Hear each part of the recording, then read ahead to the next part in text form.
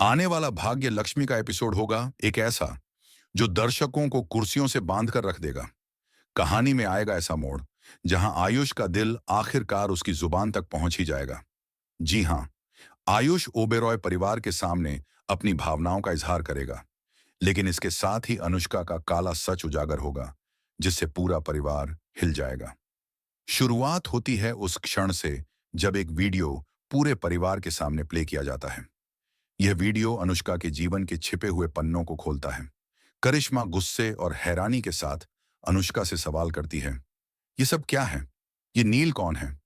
अनुष्का एक पल के लिए चुप हो जाती है। उसकी खामोशी सबके दिलों में सवालों का बवंडर पैदा कर देती है। फिर वह धीरे से स्वीकार करती है, नील नील मेरा पति है।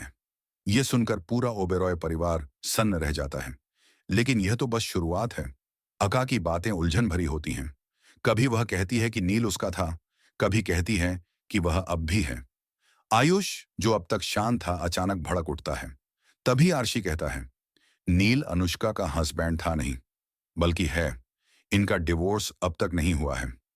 इस सच का सामने आना पूरे परिवार को चौंका देता है। अनुष्का से माफी मांगने की उम्मीद थी, लेकिन वह उल्टा आयुष पर सवाल उठाती है। यह आयुष मुझे शालू की तरह प्यार नहीं करता। इसकी फीलिंग शालू के लिए है। नीलम, जो पहले से ही नाराज थी, गुस्से में आ जाती है। अभी परिवार की बातों को अनसुना करते हुए अनुष्का सभी सीमाएं पार कर जाती है। वह नीलम और वीरेंद्र के रिश्ते पर उंगली उठाते हुए कहती है, वीरेंद्र मामा ने जो किया है वह हम सभी जानते हैं।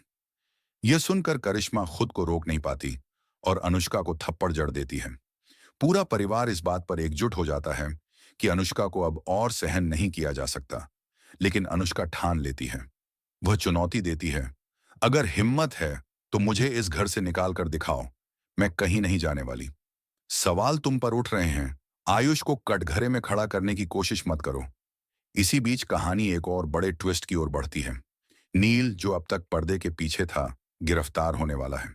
यह पता चलता है कि लक्ष्मी की किडनैपिंग और उसकी जान लेने की साजिश के पीछे नील का ही हाथ था।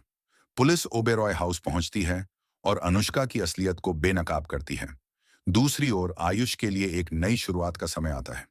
परिवार के सामने वह शालू को गले लगाता है और उसे धन्यवाद देता है। तुम्हारी वजह से मेरी जिंदगी बर्बाद होने से बच गई।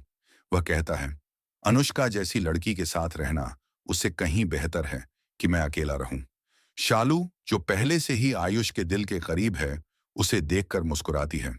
अब सवाल उठता है, क्या परिवार आयुष और शालू के रिश्ते को स्वीकार करेगा? क्या उनकी शादी की शुरुआत इसी मोड़ पर होगी? दोस्तों, अगर आपको ये एपिसोड पसंद आया हो तो मेरे चैनल एसएम इन्फो को जरूर सब्सक्राइब करें। इससे जुड़ी और भी अपडेट्स पाने के लिए सब्सक्राइब करना ना भूलें।